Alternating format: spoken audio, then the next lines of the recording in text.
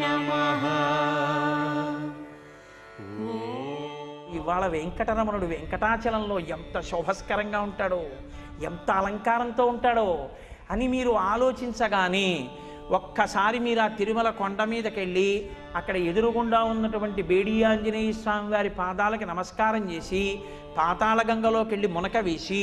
ఒళ్ళు తుడుచుకుని ఆదివరాహస్వామి గుళ్ళోకి వెడితే ఇలా ఉన్నటువంటి ఆదివరాహస్వామి గుండెల మీద ఇలా ఉన్నటువంటి మహాలక్ష్మీ అమ్మవారు దర్శనమిస్తే ఆదివరాహస్వామికి నమస్కారం చేసి ఆయన దేవాలయం అంతరాలయం చుట్టూ ప్రదక్షిణం చేసి బయటికి వచ్చి ఆనంద నిలయం ఆ వెంకటేశ్వర స్వామి వారి దేవాలయం ముంగిటికి వెళ్ళేసరికి అక్కడ వేసినటువంటి తివాచి, ఆ ఎదురుగుండా గడప దగ్గరున్న గొట్టం, దానికి ఉన్న కన్నాలు, అందులోంచి నీళ్లు, ఆ నీళ్లు మీ పాదాల్ని తమంత తాము కడిగేస్తే వంగి ఎర్రతివాచి కప్పిన గడప ముట్టుకుని అటూ ఇటూ కట్టిన అరటి చెట్లు, శంఖనిధి, పద్మనిధి, మీరు ఆ గడప దాటి ఇలా లోపలికి వెళ్ళి కుడి చేతి వైపు తలెత్తి చూస్తే కింద బొడిపితో ఒక పెద్ద గుణపం వేళ్లాడుతుంటే, ఓ ఇది పెట్టే కదా ఆనాడు అనంతాచార్యుల వారు వెంకటేశ్వర స్వామి వారిని కొట్టారు. అది గడ్డం మీద తగిలితే ఇప్పటికీ చందనం బొట్టు పెట్టుకుని, ఏమిటి వెంకటేశ్వర స్వామి వారు ఇక్కడ బొట్టు పెట్టుకుంటారని స్మరించినప్పుడల్లా అనంతాచార్యుల వారి పేరు తలుచుకుంటే వెంకటరమణుడు పొంగిపోతాడు కదా అని మీరు ఇలా ఓసారి ఆ గుణపాన్ని చూసి అటు ఇటు ఉన్న రెండు అరుగుల్లాంటివి చూసి ఒక్కడుగు ముందుకేసి ఇలా ఎడం పక్కకి తల తిప్పితే వెంకటపతి రాయలు అచ్యుతరాయల వారు, ఆ అచ్యుతరాయల వారి పక్కన వరదరాజ అమ్మణ్ణి చూసి ఇలా కుడి పక్కకి తెల తిప్పి చూస్తే శ్రీకృష్ణదేవరాయల వారు, తిరుమలదేవి, చిన్నాదేవి, ఇత్తడిది బుట్ట పెట్టినట్టుగా ఉన్నటువంటి కిరీటం, టోపీ, తను బతికుండగానే వెంకటరమణుడి ముందు తన విగ్రహాలు పెట్టుకున్న కృష్ణదేవరాయల వారు, అది దాటి కొంచెం 2 అడుగులు ముందుకేసి ఇలా తలెత్తి చూస్తే ఎదురుగుండా పెద్ద రంగనాయకుల మంటపం, అక్కడే తులాభారం, ఓ పసిపిల్లని ఒకవైపు తక్కెట్లో పడుకోపెట్టి ఇంకోవైపు చిల్లర నాణాలు, పటికీ బెల్లం పెట్టి తులాభారం వేస్తుంటే, ఓ మహానుభావుడు ఎవరికి బిడ్డలనిచ్చాడో, నమ్ముకున్న వాళ్ళకి పుట్టుగొడ్రాళ్లకు బిడ్డలిచ్చే గోవిందుడే వేడుకొందామా అని అందుకు కదా అన్నమయ్య అన్నారనుకుని ఇలా చూస్తే రంగనాయకుల మంటపం పైన ఇత్తడిది పెద్ద బోర్డు కనబడితే, ఒకప్పుడు మాలిక్ కాఫూర్ దక్షిణ భారతదేశం మీద దండయాత్ర చేసినప్పుడు శ్రీరంగ క్షేత్రం మీదకి వస్తే అక్కడ ఉన్న ఉత్సవమూర్తుల్ని తెచ్చి ఈ మంటపంలో చాలా కాలం ఉంచి ఆరాధన చేసిన కారణం చేత దీనికి రంగనాయకుల మంటపం అని పేరు వచ్చింది అన్న బోర్డు చదివి కొంచెం ముందుకెళ్ళి ఇలా చూస్తే తిరుమల రాయ మంటపం, అందులో ఉన్నటువంటి చిన్న గుడిలాంటి స్వరూపం, మళ్ళీ కొంచెం వెనక్కి వచ్చి ఆ త్రాసు పక్క నుంచి అలా నడిచి వెడుతుంటే చతురస్రాకారంగా ఉన్నటువంటి ఆ బిళ్ళలలా ఉన్నటువంటి అమరిక, పూర్వం ఆ లోపల వాహనాలు ఉండేవి. ఆ రంగనాయకుల మంటపంలోకి చూస్తూ కుడి పక్కకి తిరిగి అక్కడ కూర్చుని డప్పు కొడుతున్న ఒక వ్యక్తిని చూసి ఇలా తల తిప్పి అక్కడ ఉన్నటువంటి రాజా టోడరమల్, పితాబి, మోహనాంగి ముగ్గురిని చూసి ఎడంచేతి వైపు కళ్యాణ మంటపం, ఆ పెద్ద అరుగు, 2 సింహాసనాలు, కళ్యాణానికి ఉపయోగించేవి, గోడలకి పెట్టబడిన పెద్ద పెద్ద పెడస్టల్ ఫ్యాన్స్,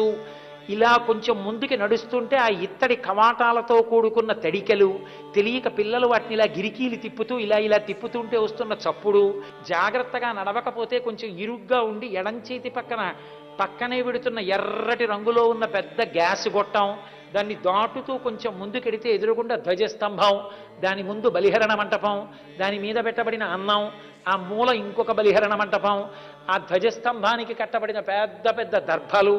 అక్కడి నుంచి ఇలా పక్కకి తిరిగితే పెద్ద గడప, ఆ గడప దాటబోతుంటే ఎడంచేతి పక్కన ఉన్నటువంటి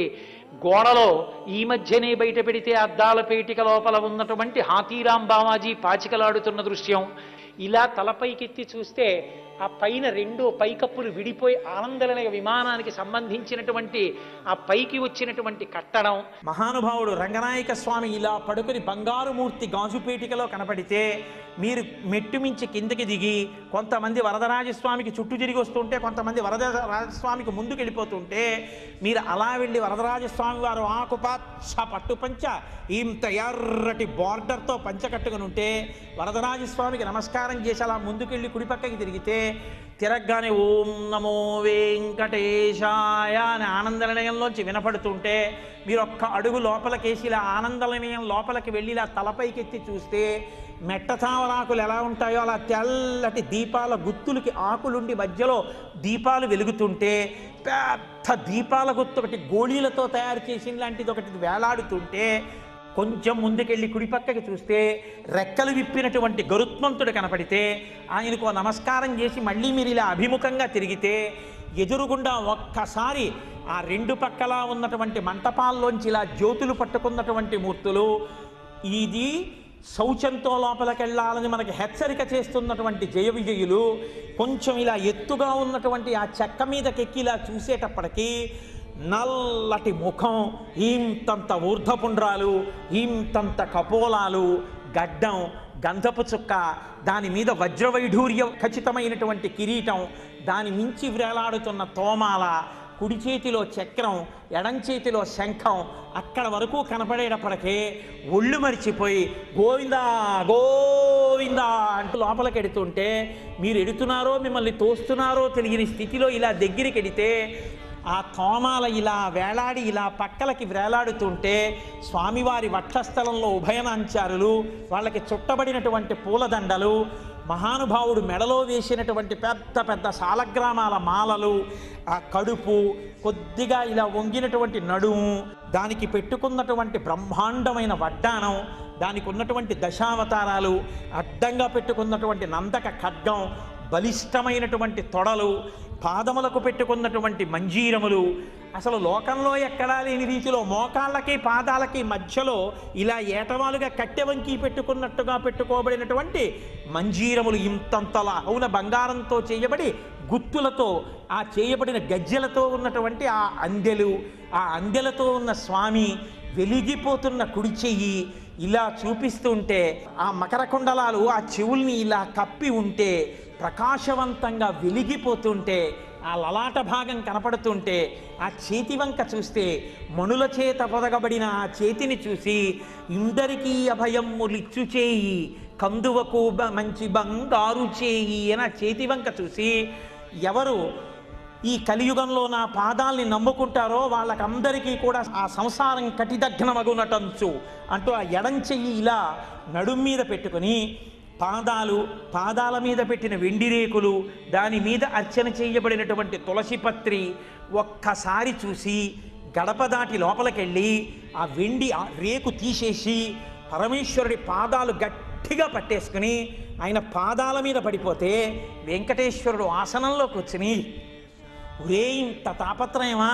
ఇదిగో నా పాదాలని తల మీద పెట్టుకొని ఇలా పైకెత్తితే ఆయన పాదాలు తల మీద పెట్టుకొని పరవశించిపోయి కింద నుంచి పైకి పైనుంచి కిందకి ఆ తేజోమూర్తిని చూసి పరవశించిపోతే కంకణములు కణకణలాడుతుండగా ఆయన మీ చేతిలో ఒక ద్రాక్ష పండిస్తే ద్రాక్ష పండు కళ్ళకద్దుకుని నోట్లోకి వేసుకొని అలా మత్తెక్కిపోయిన ఆయన అందాన్నంతటినీ మీరు ఆస్వాదించేసి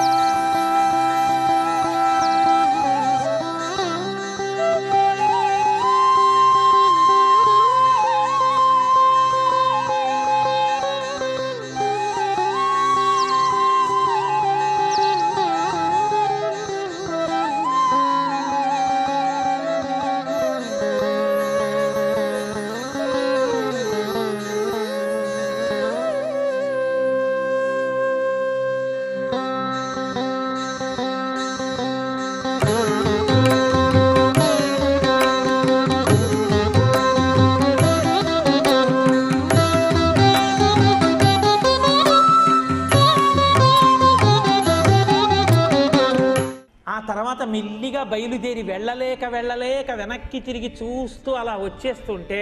పట్టుబట్ట కట్టుకున్నాడా ముక్కలు అంటించుకున్నాడా అని తరిగొండ వెంగమాంబ గారు దెప్పి పొడిచినట్టు కట్టుకున్న పంచెని ఆభరణాలు కప్పేసి అక్కడక్కడ పంచె కనబడుతుంటే వెనక్కి తిరిగి వెడుతూ మళ్ళీ ఎప్పుడు చూస్తానో తండ్రి అని గోవిందా గోవిందా అంటూ అడుగులు వెనక్కి వేసి ఆ గడప దాటి మళ్ళీ ఓసారి ఇలా తొంగి చూసి మళ్ళీ ఆ నల్లటి ముఖం, ఆ ఊర్ధపుండ్రాలు, ఆ కిరీటం, ఆ తోమాల, ఆ గుండెల వరకు కనబడితే తండ్రి తండ్రి మళ్ళీ తొందరలో పునర్దర్శనాన్ని ఇయ్యమని దాటి ఇలా కుడి చేతి పక్కకెడితే ఘంటామంటపం కనబడితే 2 పెద్ద గంటలు చూసి బయటికి వెళ్ళి ఇలా కుడి పక్కకి తల తిప్పితే అక్కడే స్వామివారి ఉత్తర ద్వారం కనబడితే శేషశయనం మీద పడుకున్నటువంటి శ్రీ మహావిష్ణువుని చూసి ముందుకెళ్ళి కుడి చేతి పక్కన భూదేవి తీర్థం నుయ్యి దాని మీద కప్పబడిన ఇనప పరంజ దాటి మెట్లెక్కి ఎడం పక్కకెళ్ళి వకుళమాత దేవాలయంలోకి వెళ్ళి ఓహో కృష్ణుడికి యశోదగా ఉన్నదానివి వెంకటేశ్వరుడికి తల్లిగా ఉన్న తల్లివి నువ్వే కదా అమ్మా వెంకటరమణుడంతటి వాడు రాత్రివేళ పడుకోబోయే ముందు వచ్చి నీ కాళ్ళు ఒత్తుతాడు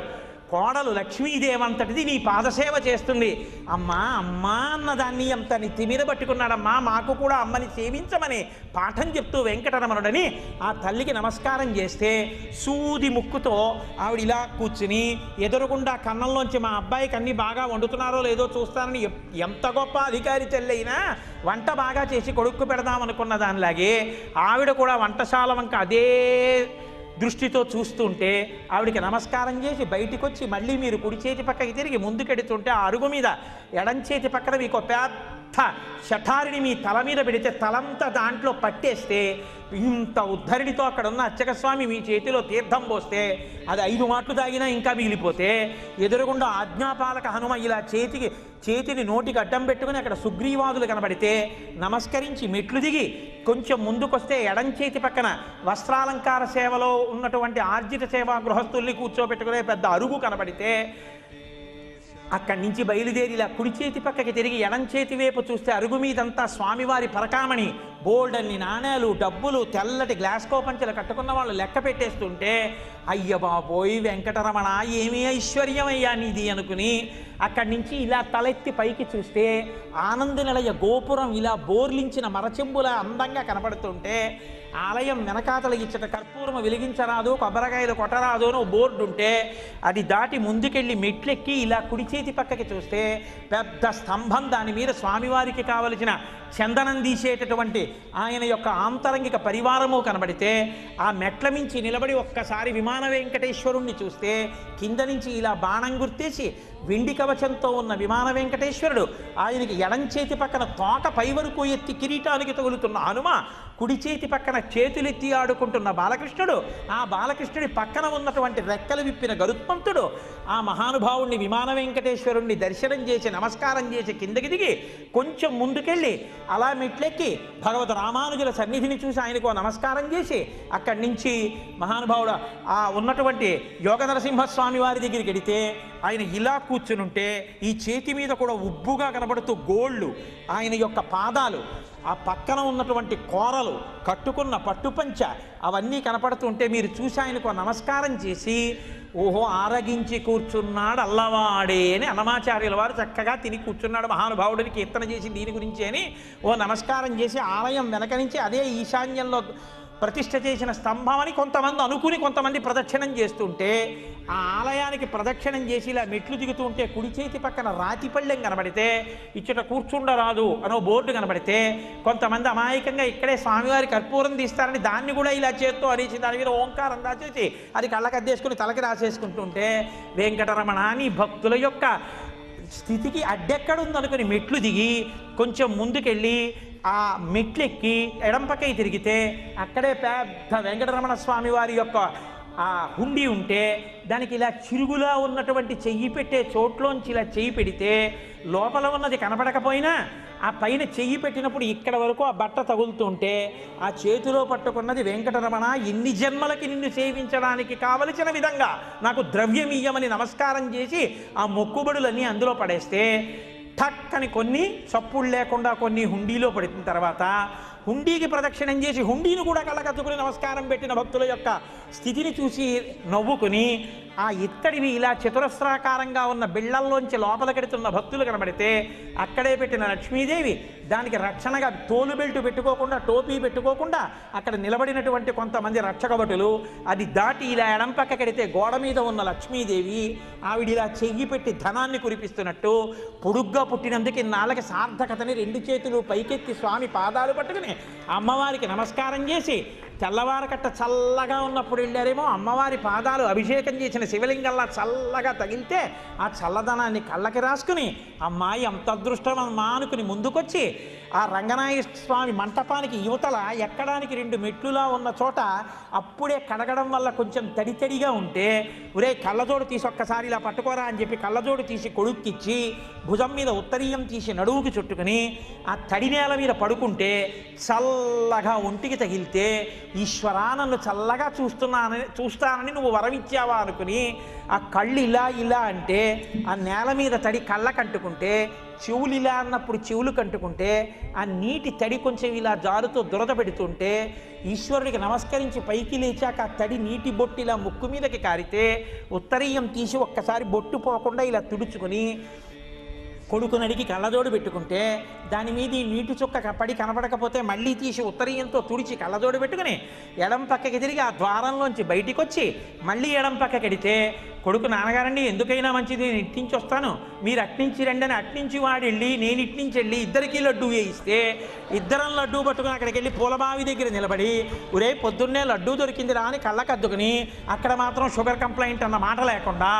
టక్కన నోట్లో వేసుకుని ఆ లడ్డూ తినేసి స్వామివారి పోటు ఆ వంటశాలలోంచి వస్తున్న సువాసనలకి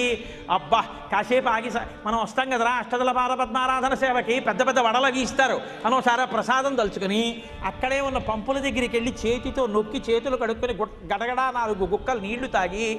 అక్కడ స్వామివారికి ఊరిరిగింపు జరుగుతున్నప్పుడు బయటికి తీసుకెళ్ళినటువంటి ఆ కాగడాలు అవి ఓ పక్కకి పెట్టేసి నీటి గొట్టాలతో ఆ నేలంతా కడుగుతుంటే ఆ తడి కాళ్ళకు అంటుకుంటుంటే పంచ పైకి పట్టుకుని అది దాటి కిందకొచ్చి మళ్ళీ ఎడం పక్క ఎర్రటి తివాచీ మీద కాలేసి ఆ ఇత్తడి కచ్చడానికి యువతల వైపు నుంచి నడుస్తూ మళ్ళీ తలపైకెత్తి ఆ గుణపాన్ని చూసి పెద్ద గడప దాటి బయటికి వస్తే లోపలికి వెళ్ళేవాళ్ళు మళ్ళీ గోవిందా గోవిందా అంటూ వెళ్ళిపోతుంటే ఇలా తల తెప్పి చూస్తే ధ్వజస్తంభం బలిహరణ మంటపం కనపడుతుంటే లోపల స్వామి కనపడకపోతే తండ్రి మళ్ళీ ఎప్పుడు దర్శనం ఇస్తామనుకుంటే రాబోయే బ్రహ్మోత్సవాల కోసం అలంకారాలన్నీ మొదలు పెట్టేసినటువంటి వైనమంతా అక్కడ కనపడుతుంటే ఆ గడప దాటి బయటికి వచ్చి ఒక్కసారి పూర్వం స్వర్ణతేరు ఎక్కడ పెట్టేవారో అక్కడ నిలబడి కొడుకు పరిగెత్తుకెళ్ళి మంచి లడ్డూలు ప్రసాదం కవరు పట్టుకొస్తే ఒరే ఇంటికి వెళ్ళి పంచుదానిలే ఇంకా అష్టదళ పాదపద్మారాధనలో వస్తాయి కదా ముందు ఇద్దరం చెరుకో లడ్డు తినేద్దామని ఓ లడ్డు విరుచుకు తింటుంటే ఎవరో వచ్చి ఎదురుగుండా నించుని బాబు మాకు ప్రసాదం బెటరా అంటే కాస్త ప్రసాదం ముక్క వాళ్ళకి పెడితే వాళ్ళు తింటే మీరు పరవశించిపోతుండగా భార్య వచ్చి ఏమండి కాఫీ తాగుతారా అని అడిగితే మీరు బహిర్ముఖులు అయ్యారు. మీకు కావాలా వెంకటరమణ దర్శనం? కావాలా టికెట్ లేకుండా వెంకటాచలం వెళ్ళి దర్శనం చేసుకురావా? కాబట్టి అది స్మరణ.